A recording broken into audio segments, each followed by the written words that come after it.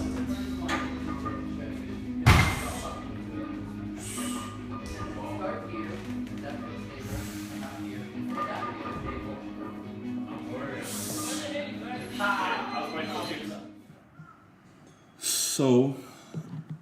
how you guys doing? This is Nigel Dunn. I'm sitting here with two of my good friends.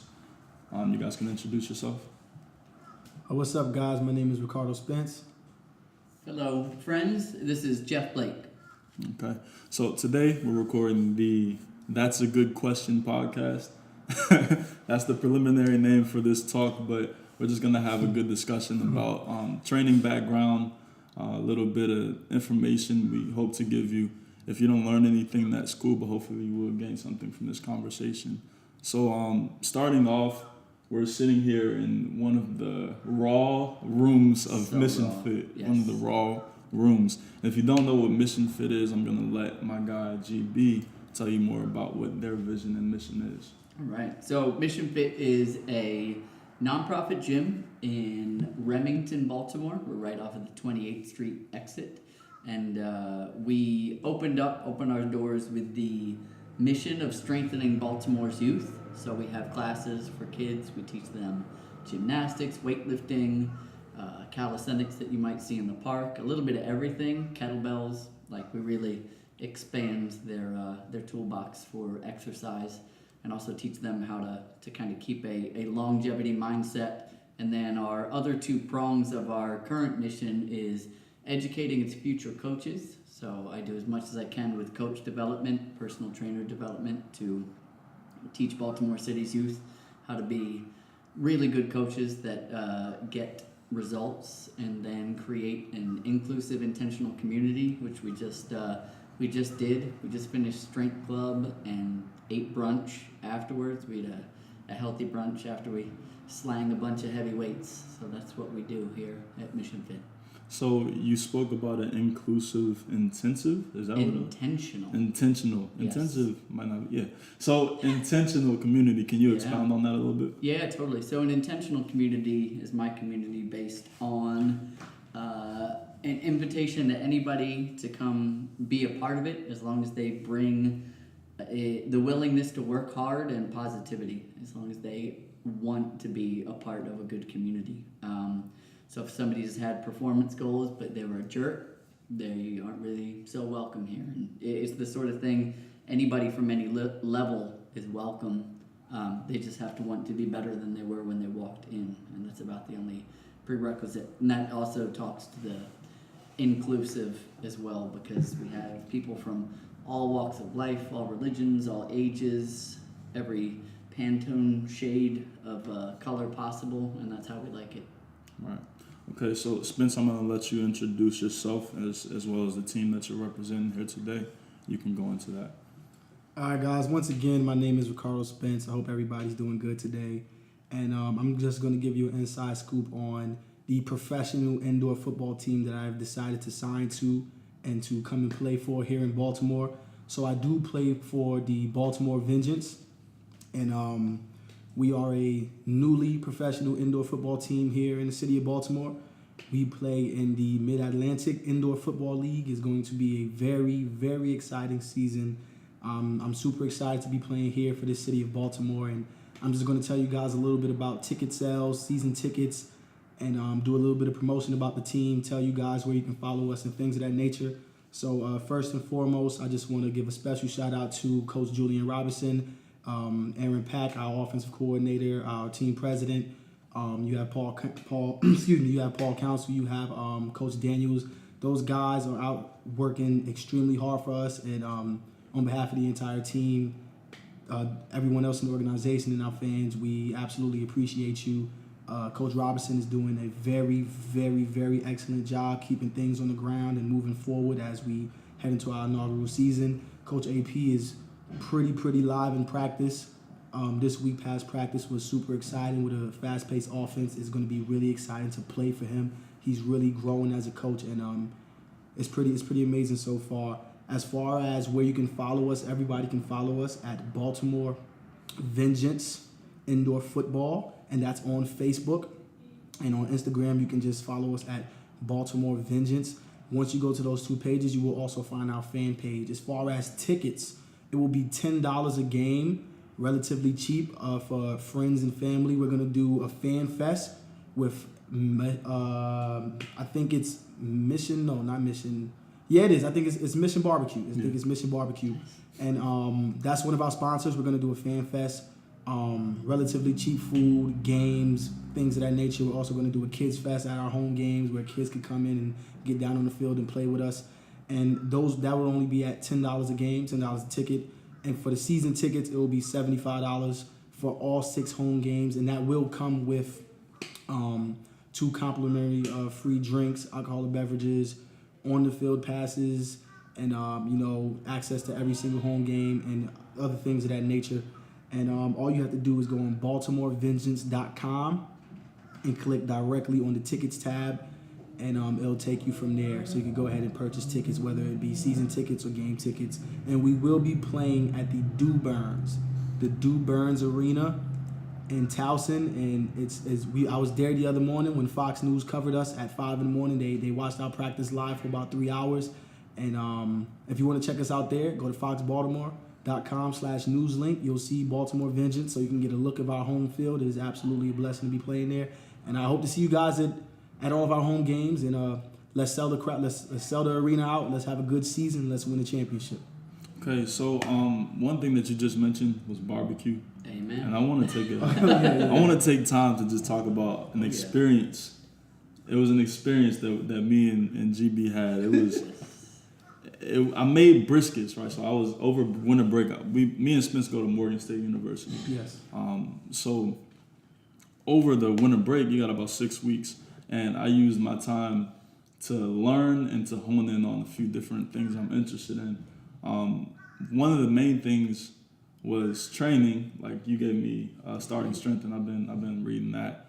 About 1/4 done with that since school started back up. It's been hectic. But the other thing that I focused on was barbecue. So I was grilling mad chicken, smoking all this food on Instagram, and I smoked a brisket. And then I came in telling GB about this brisket I smoked. I was like, man, this one's good. And he put me on with this guy. What's the guy's name? Gordon. Of Porks and Rec Barbecue. Porks and Rec.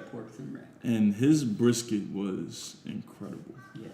I've never tasted anything like that before. Right. So I was just wanted to give him a quick plug because that I was forever grateful for that. Yeah, that barbecue is like, the generation before us remembers when like Kennedy was assassinated.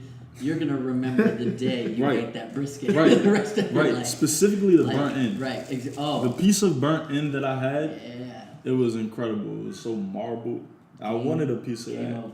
That what do you have? Not the Kobe Wagyu brisket. Wagyu, yeah. Incredible. It was so marble. But anyway, so we're talking about training. I want to get into you guys' training history and background. So how did you kind of get started with your training? Yeah, okay. So we got to go way back to martial arts. I used to do a lot of different types. Started probably with Taekwondo, then got into Jeet Kune Do, which is Bruce Lee's martial art, and then got into, at the time, it was a little sport called Brazilian Sport Jiu-Jitsu, which was not that big. This is like when UFC was still on VHS tapes back in the day.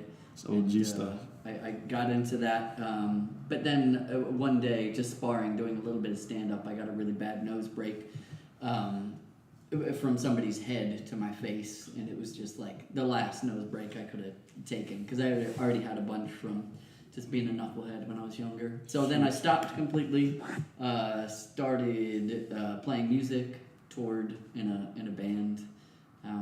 And then one day I was at Fletcher's nightclub in Baltimore, now the Get Down, I think, and it's in Fells Point. And my friend Evan owned it and ran it, and he took Krav Maga, and he told me about this thing, Krav Maga, the Israeli Defense Forces self-defense system. And I was like, it's cool, but I've broken too many things I'm not really in. And he just persuaded me over time to do it. I did it in like 30 minutes into my first class. I was like, this is the best thing ever. I want to do this every day, and this is what I want to do in life. And then I kind of made the transition from musician to a Krav Maga ambassador. I did sales. I was there so much they offered me a job with sales and front desk, and I worked that. And then I was there so much that they asked me to be an instructor and mentored me into that. But then I probably weighed 135 soaking wet, because I was coming off the road as a touring musician. Okay. And I was like, man, I'm literally being picked up and thrown around. Because I was that light, it was possible to pick me up and throw me. And I was like, I don't like this anymore. So that's when I got into starting strength and drank a gallon of milk a day. And you ballooned up with that too. Yeah, I hit 204, Sheesh. which was not natural for me. My skin felt like it was going to pop. A What's lot of my shorts did pop. In the middle, right? Oh, I destroyed it. Yeah, I was killing pants left and right. Yeah. But can you give us a timeline? I know you said you started you stopped martial arts and started touring. Was that like mid '90s, late '90s? So that was 1998 is when I had that rhinoplasty, septoplasty, and plastics. My nose was messed up. And I wasn't insured either, so I had to pay it out of pocket. Okay. And then probably 10 years off. 10 years off. Just rocking out. Wow. So late 2000s. Yeah. We're talking about the introduction to Krav Maga. Right. Yeah. Okay. How do you say that? Krav Maga. Krav Maga. Krav Maga. That sounds like a rare delicacy. It does. A special type of crab or something like that. Sounds tasty. Nah.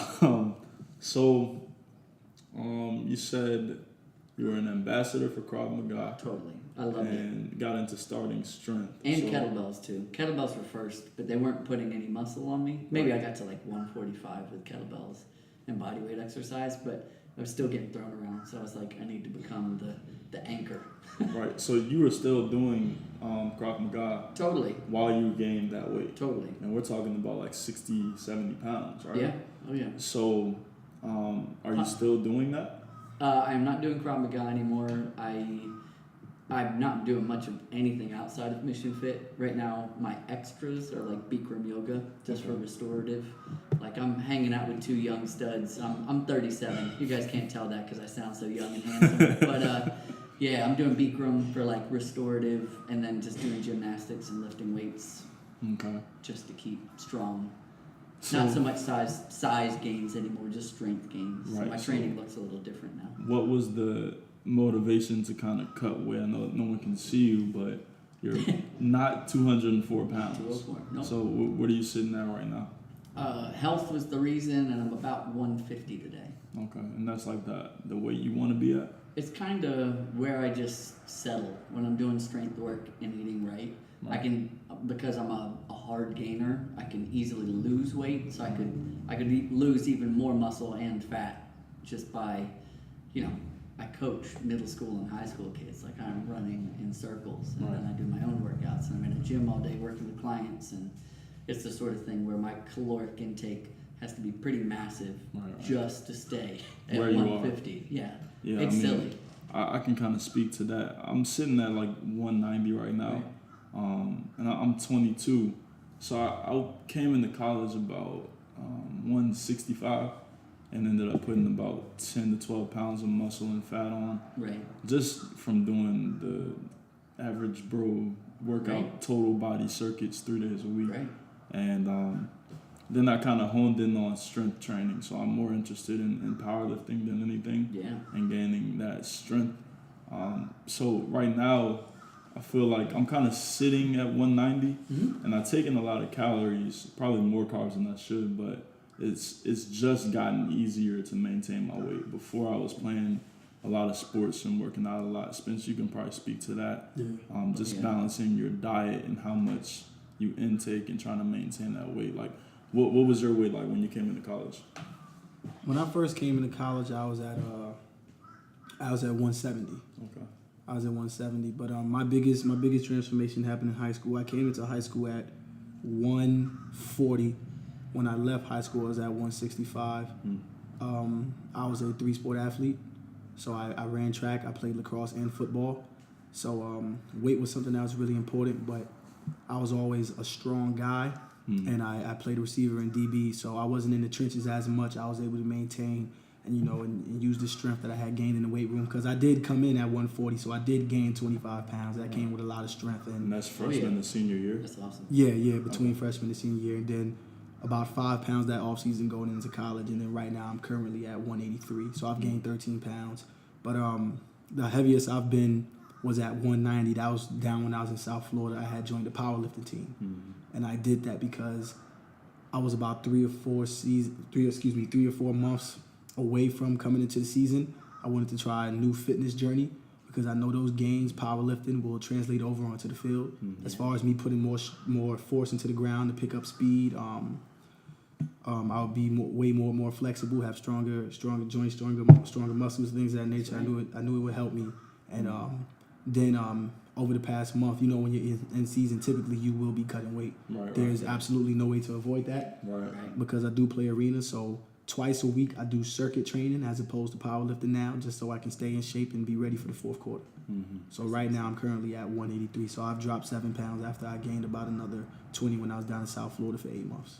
You guys heard about Alabama's quarterback, and I'm going to mess up his name. Hearns? Yeah. Yes. Yeah, he's a beast. Yeah. He powerlifts. He powerlifts, and he's Really? not afraid to hit or get hit, and Yeah, he's a he'll big come guy. out of the pocket. Powerlifting is very beneficial to football. Yeah, totally. Just So- that joint resiliency, your tendon strength, everything. Do you balance any Olympic lifts in with the powerlifting training to try to maintain that explosiveness, or what do you do to maintain explosiveness?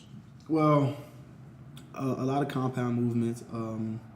I would always branch off and do a separate day where I was in the weight room and I was doing a lot of plyo work.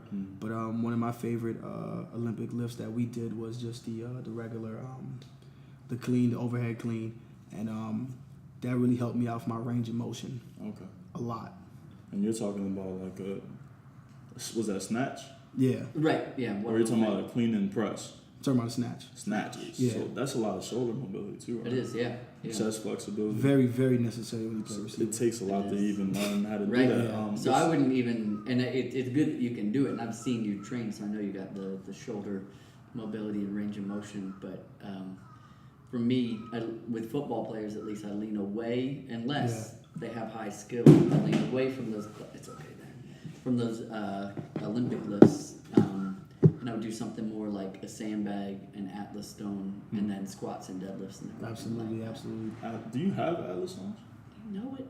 You They're do? in my garage right now. Yeah, I got a fire hydrant. I've got How Atlas stones. big is are the Atlas stones? I think I've got up to 250. 250. That's kind of Yes, serious. you can pick up a 250 Atlas stone at my size. You got pretty good grip. No doubt. Do you have the tack? The I tack, what do they call don't. it? No. 250. No, I go raw lifting. So you're just ripping skin. But I tape up my forearms because these poor tattoos we're suffering from. No doubt. No Yeah. doubt. So I got a yoke too. We'll play with that in the summertime. yo, Oh yeah. wow, it's gonna get serious. Things get wild at Mission Fit, folks. It's gonna They get serious. Wild. So let's talk about why Mission Fit was founded. I know you went into it a little bit, but the timeline and specifically why it was initiated. Yeah. Could you speak to that a little bit? So our founder, Wendy, I trained her at an upscale CrossFit gym in Baltimore County. We're sitting in Baltimore City right now, and I had been training out of there for years. I was still at the Krav Maga gym as well, but I just wasn't that happy with it, with the for-profit model. So when Wendy came to me and said, thinking about opening this gym for inner city youth, do you think you maybe want to coach one class? I said yes, but in the back of my head, I just knew, I was like, this is everything that I want to do. Like, this is what I want to dedicate my life to. So there were a lot of other people that talked about coming too, but I just seemed to be the one, as well as another guy named Sean, that just showed up the most, and we cleaned up this space that we're in now and converted it into kind of, right now we're sitting in a very raw, dirty, sawdusted kind of room, and this is what the other space looked at, and now it looks a lot better. So I just made that switch. I just jumped over, quit everything else, and felt like that was the change I needed. And Wendy supported that in every way possible. Like we bounced things off of each other. Like I wrote an email the other day. I feel like a quarter of my brain might be located in hers, possibly. And I hope I do that. I don't know if that's anatomically. Is that the right word? Anatomically possible. Yeah, I don't know if that. You That's never know. You know, it could be though. You never know. Shared so consciousness. That is more likely. Right. Right. But as far as the timeline, I remember I was reading online. As far as the Freddie Gray incident, Yeah. I think, if I'm not mistaken, it was a while ago, but Yeah. was it like a response to that, like the children not having a place to go It after was school? that was the start, the realization, and also the helplessness of wanting to help but not knowing what to do. Sure. It's a vulnerable place. Like, it's a weird place to be in because you want to give something but you just don't know what to give, and you don't want to give the wrong thing or step on any toes in the process. So when we just thought about it, we're like, that's the gift that we can give, is the gift of confidence and fitness. Right. And and a community that surrounds it, because we know it's more than just deadlifts and cleans and bicep curls. Right, because there's kind of like a There's journey more. that comes with that. Totally. So that's what we want to give to the youth, ranging 11 to 24 is our broad-ranging youth definition. So it spreads into young adults as well, because we wanted to just give people their safe place. This is a safe place that they can be. Then they can be themselves. I just feel like and I know you two can probably relate to this, anyone who's really committed to training at any instance in their life, there's a common ground of like a dedication that comes with it. Totally. And through that journey, you kind of can use the same ideals in other areas of your life. Oh, yeah. Like I know, Spence, you've been really dedicated with football. That's like one of your passions, right? Yeah, I live for it, for real. So can you just speak to the dedication that you've exhibited through your pursuit of playing football professionally? It may sound a little crazy, but you have to be willing to die for it. Now, it could either be in a literal sense or a non-literal sense, but as long as you're willing to go to those measures in order to be successful at what it is you want to do and do it with 1,000% of, with passion, that's probably the equivalent, as the answer to the question, bro. Just willing to die for it or take it to those measures if need be. Right. And that's as simple as I could put it when it comes to me in football. And there's something so simple as just training with people that push you. I mean, today we were doing like shoulder raises or chest raises with the band, and we had a 15-pound bumper plate and a 25-pound bumper plate. He brought them over. I wasn't even going to use those. And I came up with the movement, but he added something to it. Right. And I do the first set. It's like a drop set. We use the bumper plate, then the band, then both. And I'm like, I'm going to use the same weight the next time. And him being there, seeing me be able to do it with a certain amount of ease allowed him to make the decision, no, bro, you got to push yourself for this next set. So it's just like, especially when you surround yourself with people who are kind of similar, it just becomes infectious. Yeah, oh yeah. Is what I feel. So it's perfect that you guys created this avenue for children to kind of come and do something productive. Right. And you talked about the vulnerability of not knowing what to do. Right. But sometimes life just kind of tells you. Right. I was already successful. You guys can't see my air quotes, but successful as a trainer, but just not that fulfilled. And I was like, well, how do I change something? I was like, well, why don't I just do what I do best already, but just change the focus, not focus on money. That's another thing with the intentional community is it's donation-based classes. Like, money is not my focus. Right. And that's been very freeing. And believe it or not, I'm still surviving and I'm still eating my organic vegetables. The world is, it's amazing how things still come through when you do good things for other people. Right. I'm taking a coaching class, and you mentioned coaching earlier. Especially, I know you've helped me a lot. Just with giving me a few books and pointers as far as form, kind of structural integrity and things that way. But my teacher brought up a term, servant leadership, and he gave a few examples like Tony Dungy. He's excellent. Right, Yeah. and like Greg Popovich, and just examples of leaders who can produce leaders. Right. So is that kind of the goal here, to produce? 100%. Right. So do you feel like Mission Fit can be effective and have longevity as far as doing or reaching that goal? 100%. Yeah, I 100%. wouldn't. It's that thing I'll die for. Like that's yeah. The first year I took a huge pay cut, and it's not all about me. It's about a greater community. But I can just speak for myself, and I didn't even think about myself in any way. Just the building of this and sustainability has been the goal the whole time.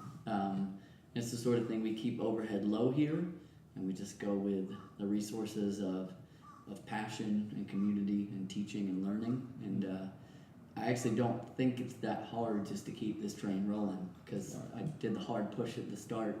I mean, you saw it today. We had like 10, 15 people. 10, 15 people in the gym, all working towards different goals, all working together in different ways. But it's the sort of thing where they all feel like it's their safe place, their place to grow, and they will invite other people and they will tell other people about what we do. Right. And then there's this thing called the internet, where you guys are going to hear this today, Absolutely. and then you're going to tell other people about Mission Fit, and it easily becomes more sustainable. We just had dissemination of information. right. We just had an event with 102 people in our humble little gym. 102 people. 102 people at the bartender bash. Wow. Yeah. That's great. That's awesome. So So, I know you guys are planning on expanding as well. yes, sir. What is the timeline for that, if there is one? And how have you guys, I mean, I know the integrity of what you're doing is kind of allowing for that to happen. Right. But can you just speak to that, the expansion and when, how that's going to happen? Well, so another thing you guys can't see is how not big our gym is right now, and it doesn't have very high ceilings. And in order for me to be able to invite the whole Baltimore Vengeance team in, we need to have a bigger gym, because it's all about opening those doors. Shameless plug. Shameless plug. Shameless plug.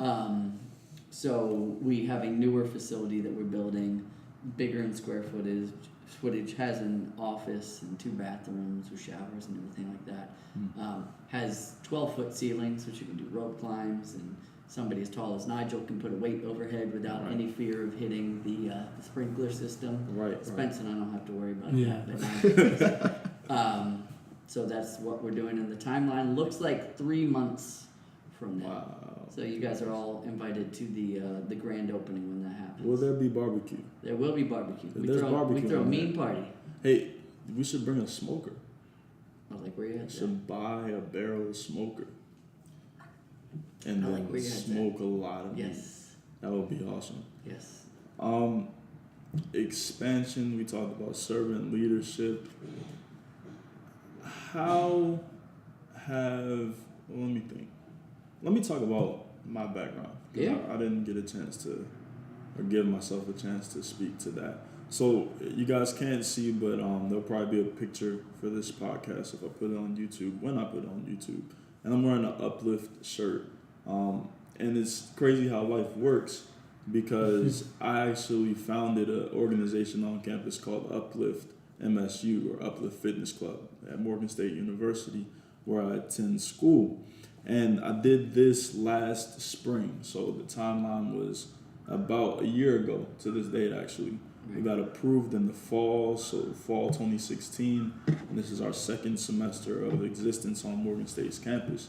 It's actually the first fitness/wellness organization in decades on our campus. Fantastic. So I come into anatomy class, Anatomy 201, and my good friend Justin Blake Goodman is in there. He's a nutrition science major. And I see he's got kind of like a kind of physique, and he said something about lifting weights. So anytime anyone knowledgeable says something about doing something strong, I'm like, let me talk to this guy. That's how we met. Right. We were in the gym, right? There you Exactly. go. So anyone who seems knowledgeable, I want to pick their brain and see what they're doing. So Justin tells me about Mission Fit. I come into Mission Fit like a week or two later, and I look to my right as I'm about to warm up, and I see a big whiteboard that says Uplift Baltimore. That's right. So we'll get into that in a little bit. Yeah.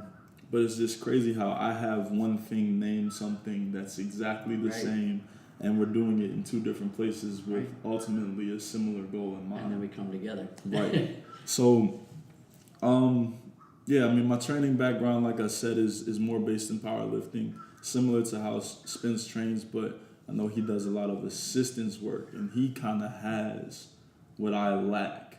It kind of training gets monotonous sometimes, especially when you're dealing with 3 or 4 lifts. If you're doing, Windler 5-3-1, if you're doing, any dogmatic, that's a big word you use. Yeah. Big word. No, just that kind of approach, it gets repetitive, and you got to break the monotony. So Spence is great for that because he'll do something I never would have even thought of. So could you speak, Spence, to assistance work and how it's affected your training and overall performance? I'm guessing by assistance you mean just some of my improv, because a lot of people when they see me in the gym, they're like, who made that up or why is he doing this? I believe that a big part of success is innovation. Absolutely. And you have to be willing to branch off and do new things, and typically some of those things are very unorthodox, but when you look at history, some of the most successful people do unorthodox things. Definitely. So it basically stems from that, and I would take certain compound movements, and I would throw that on top of some type of plyometric action, and I would go from there. And incorporating like bands and Absolutely, yeah, absolutely. Yeah, it's awesome. I mean, today we did sit-ups with like 3 bands, and I'm looking at him doing it. Yeah, different levels of resistance. And it's like a triple drop set, 20 reps a set with a huge 2-inch band, a 1-inch band, and a half-inch band. I'm like, wow, I don't know if I can do that. And I'm looking at him, he blew through it, and I get on there. I want to say like halfway through, I'm like, I'm going to just do 3 sets of 10. But after he does it, I'm like, nah, Najee, at least try. Right. And I feel like that's a problem with a lot of people who want to train or change their way of life is they don't want to try before they denounce. Or you try to do it alone, because progression Exactly. is a collective effort. Right. For the most part. Right. So, that's a good point too. Just being around people who will encourage you to do new things. Totally.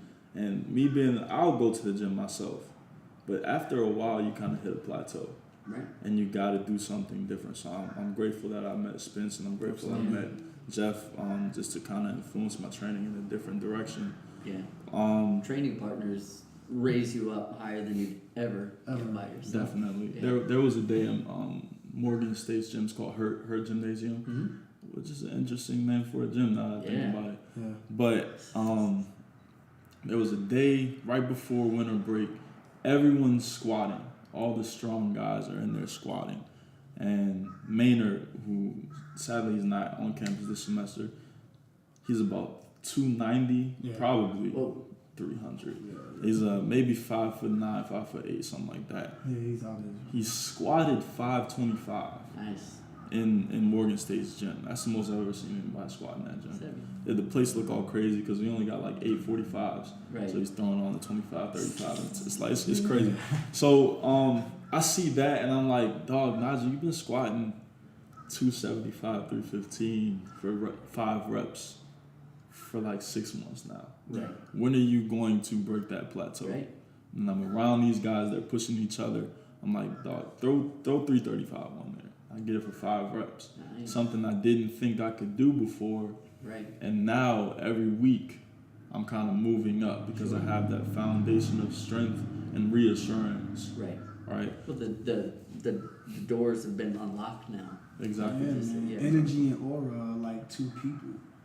Speak to that. It's like 2 extra people. Like, I know football throughout high school, what we do in the off season is every period, which is every 4 to 6 weeks, when that period is done, we do our maxes.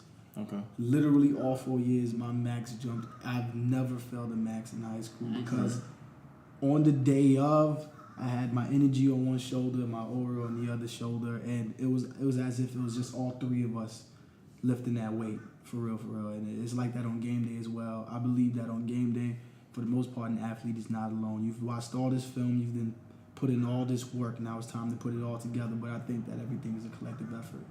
Most definitely.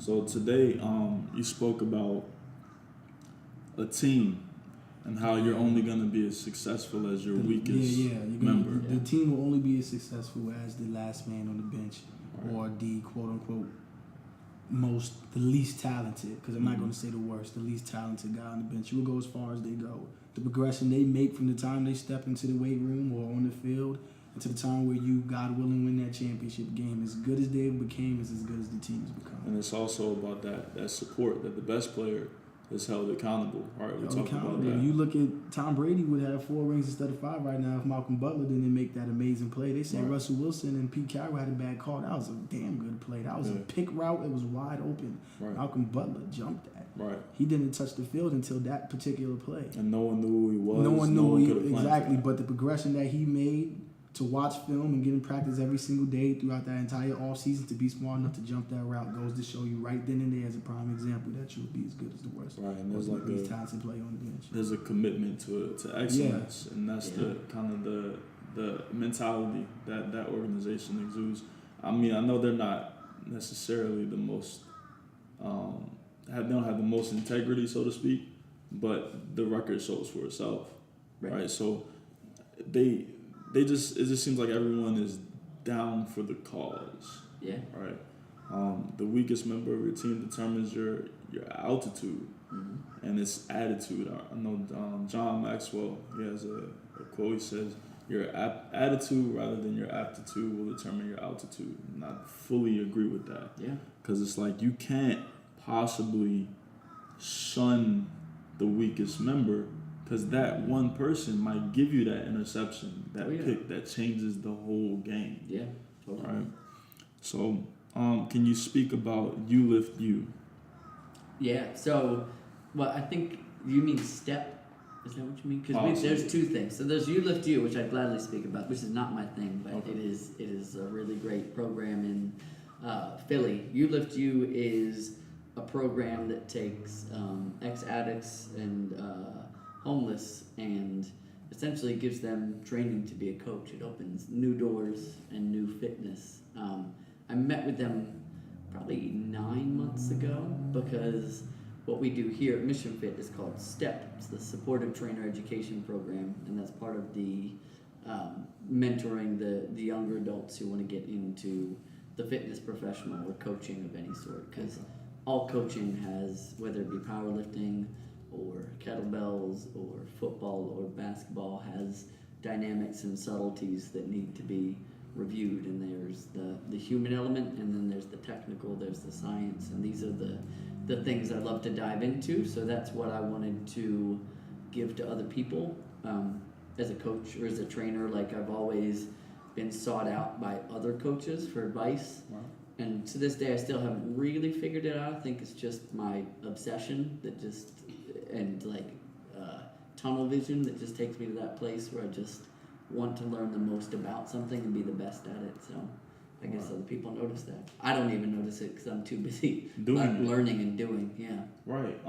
There's some video, orator, I forget the guy's name. He's a doctor. But he just spoke about leadership and how leaders you don't seek followers as a leader. No.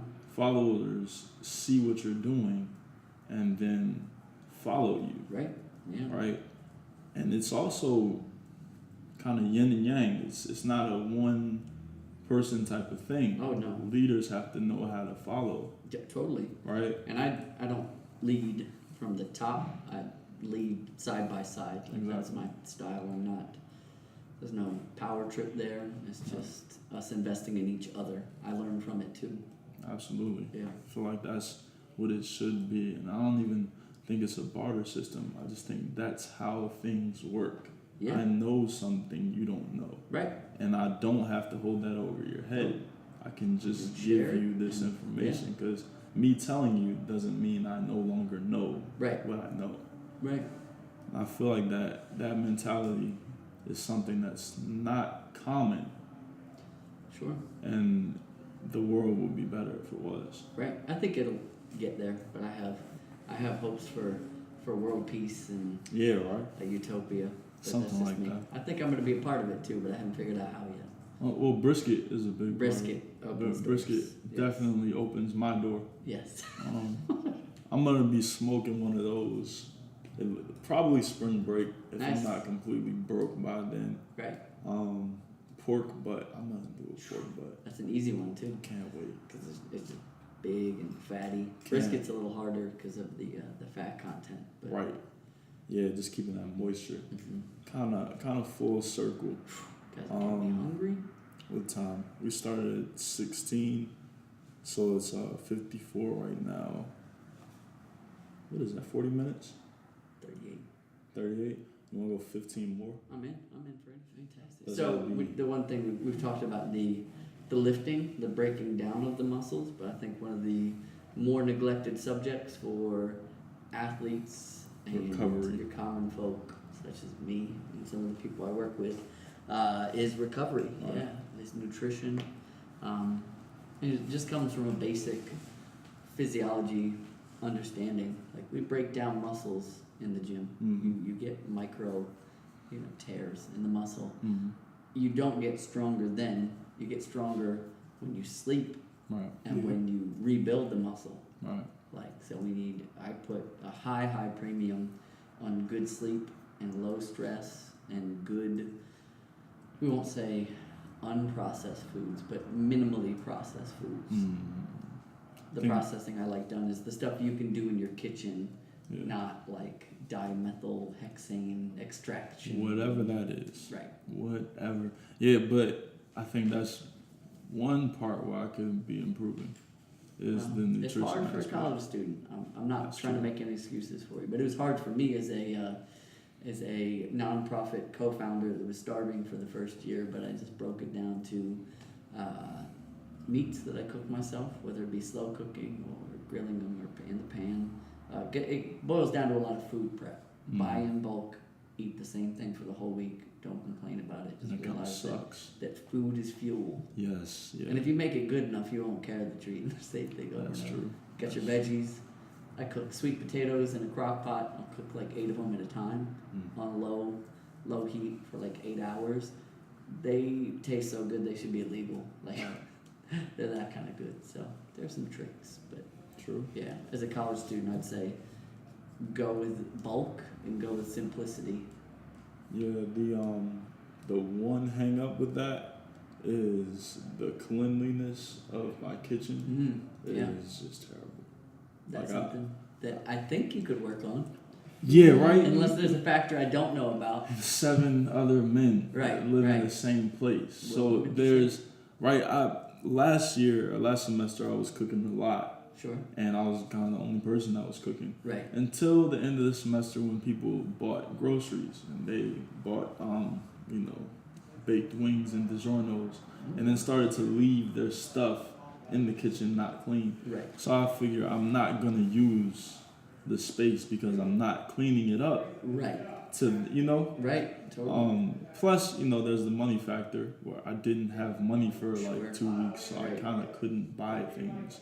Right. But that's a great idea. The sweet potatoes is Yeah. sound effects. Yes. You guys didn't know we had a soundboard. Right.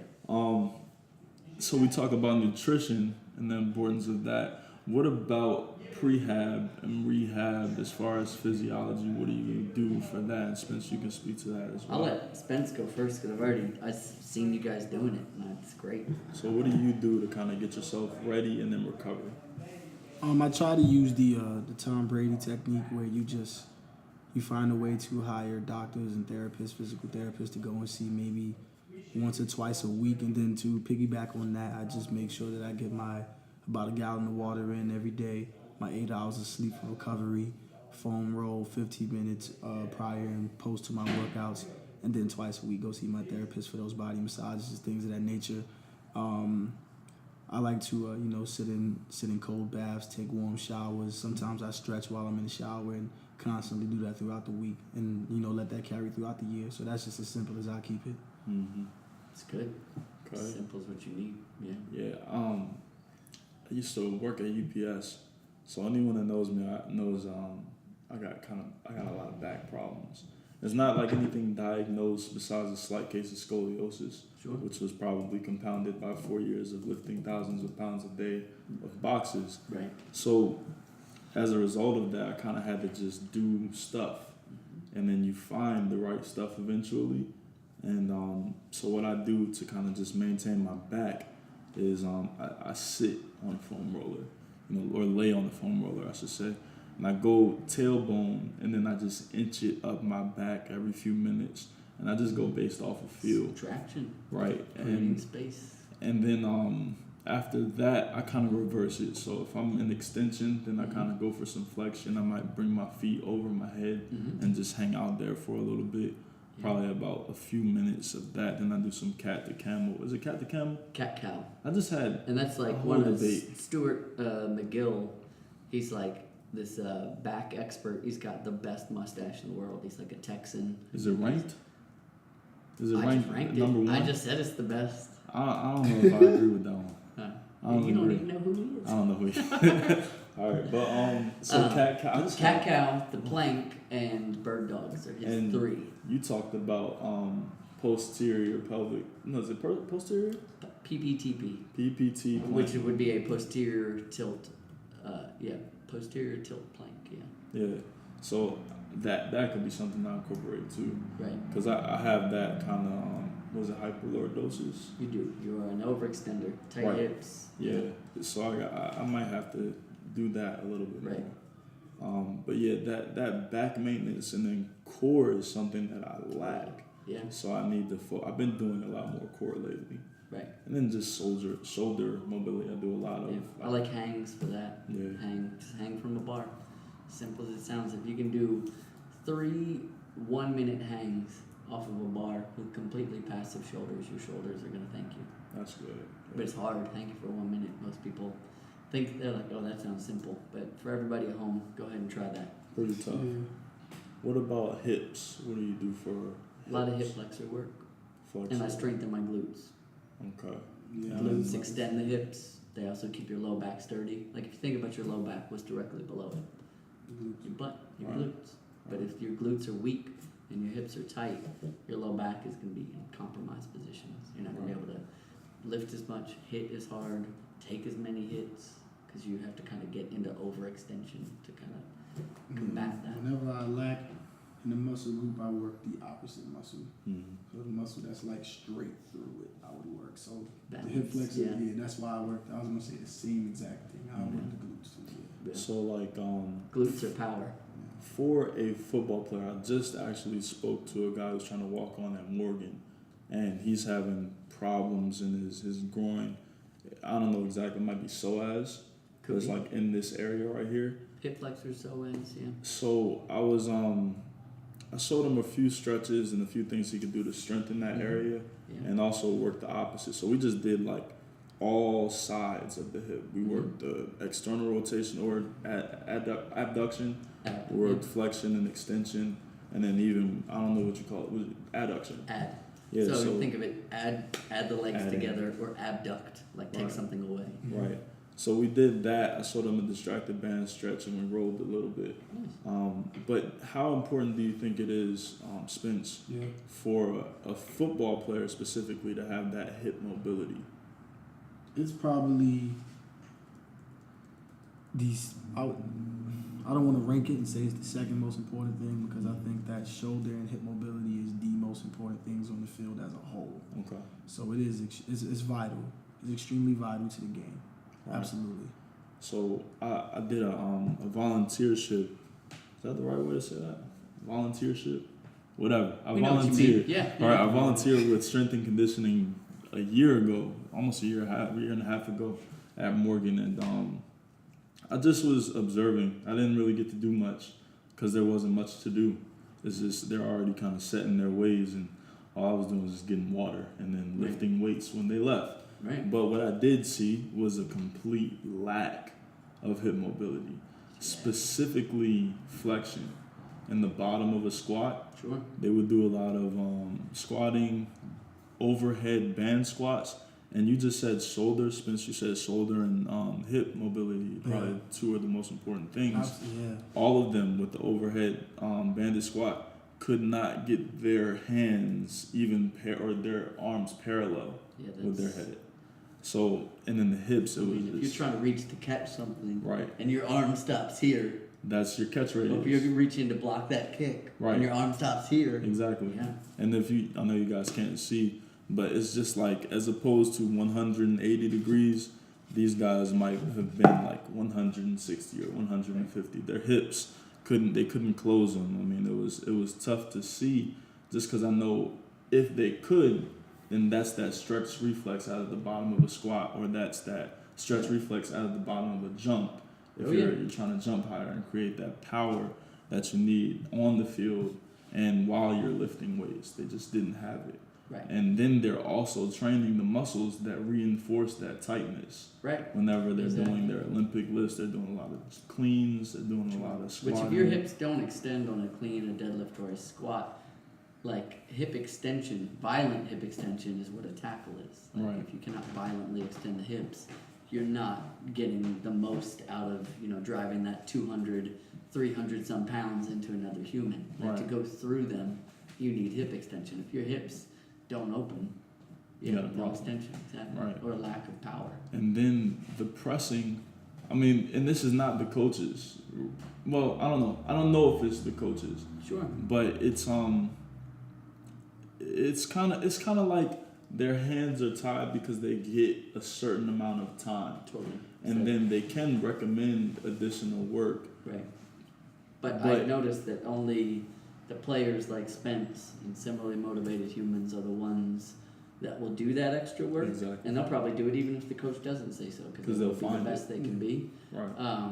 They see the path of success for somebody else, and then they follow that. Mm-hmm. Others are just there for the bare minimum, and Right. they probably won't go on to play in other leagues or anything like that. Like Right. it probably ends at college because they weren't really willing to put in the hard work, even if they love the sport. And I'm not criticizing them or the coaches, because one of the things I know as a coach is that the best program that someone won't do is not as good as the just okay program that somebody will do. Sure. So you could write out the perfect on paper program, but if it takes them too long, or if they don't understand it, or they don't get the value of it, and they don't do all the stuff, it doesn't matter. So I'm so glad you said that, because I wanted to get into this. In the gym, her gymnasium, there was a confrontation with this young lady who I train sometimes, and this gentleman who's really strong. He's actually trying to walk on for the football team as well. Cool. And he's passionate about training. He's passionate about helping people to train. Right. But that passion kind of turns into aggression when a person doesn't take the information that he knows to be true. Right. So you said the best training program that a person doesn't do is Not worse as good than right. Yeah. So I tell him, I'm like, look, You're I right. know you're right. Right. Right. Okay. Maybe walking at 3 miles per hour on the treadmill is not the best way. Right. But Is it more than nothing? it's more than nothing. Right. And that Something you can build upon. exactly. Yeah. So, and that's something I had to adapt myself, because I know some things, right? I know a few things. Couple. And I want people to know what I know, Right. because I know it's going to help. Right. But you have to let a person come Totally. to that help or that own conclusion themselves. Right. In general, like you see me, like I know that you know some things.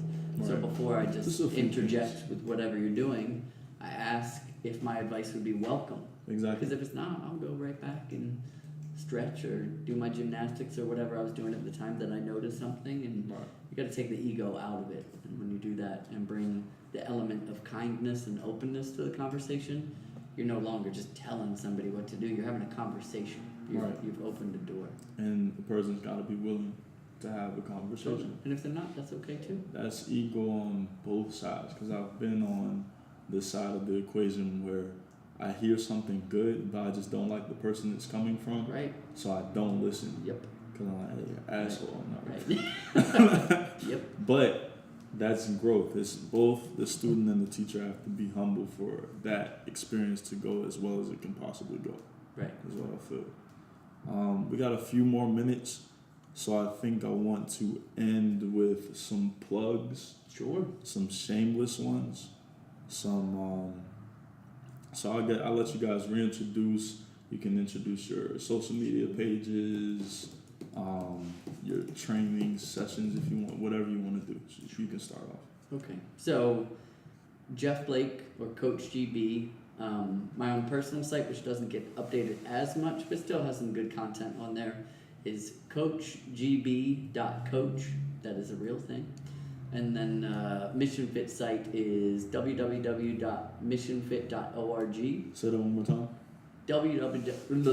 Let me say that one more time. So the Mission Fit site. www.missionfit.org. And For sure. there's Coach GB as well, which is coachgb.coach. You can check that And out. social media. Social media, just Mission Fit, one word, on Facebook, and then we are Mission Fit Balt on Instagram and Twitter. Sure. Yeah. All right, Spence, you want to plug anything? Yeah, guys. You want to follow us at Baltimore Vengeance Indoor Football on Facebook. You want to just follow us at Baltimore Vengeance on Instagram, and you want to go to BaltimoreVengeance.com and click on the tickets tab so you can get season tickets or just get tickets to come to our home games and hopefully help us sell out the Burns Arena. And our season opener will be, our home season opener will be March 26th at 7 p.m. Your social media. My social media, you can find me at Faith_Spence on Instagram, and on Facebook you can just follow me at Ricardo Spence. No doubt. So guys, Nigel Dunn, once again, founder and president of Uplift Fitness Club, MSU, that's Morgan State University. I'm also a trainer here at Mission Fit. If you want sessions, you can visit missionfit.org, and you're gonna click on training sessions with Nigel Dunn. You can find me at Morgan State if you want to inquire about Uplift. You can find us on social media at Uplift_MSU. That's Twitter and Instagram. And my personal social media page is _LEGIN_. That's my name spelled backwards. So _legend_. Appreciate you guys tuning in, and we'll catch up with you when we see you. This has been That's a Good Question. Is that the name of it? That's a good question. That's a good question. That's a good What's the name of the podcast? That's a good question. I don't know. All right, we're gonna wrap this up, guys. I appreciate you guys listening. Thank you, GB or Jeff, for joining us, and Spence, I appreciate you. Absolutely. That's it. Peace. All right, peace. All right, I got one more question on camera. What's going on? All right. Jeff, your full name is what, bro? Jeff Blake. Jeff Blake. All right, guys, I'm here down in Mission Fit with the owner, Jeff Blake, and it's a specific question for all of my younger high school guys back in the Bronx.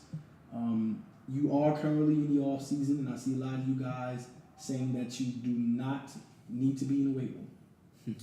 You don't need to be in the weight room. It is not as beneficial as doing speed training, resistance training, and field work. I am here with a master trainer.